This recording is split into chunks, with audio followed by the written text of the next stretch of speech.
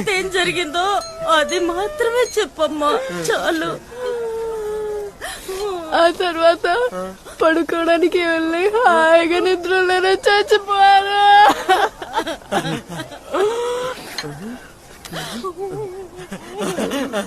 చివర్లో నక్షత్రం గాని చందమా గాని ఏమంటారు?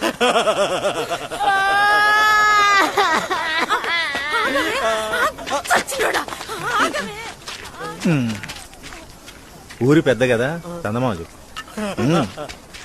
ఊర్లో అందరికంటే పెద్ద సమాధిరా ఇదేనంటయ్యా.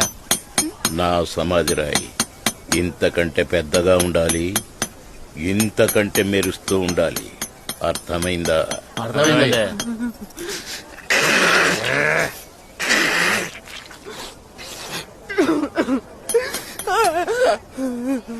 ఇప్పుడు ఇదా మన ఊరు పెద్ద ఎక్కి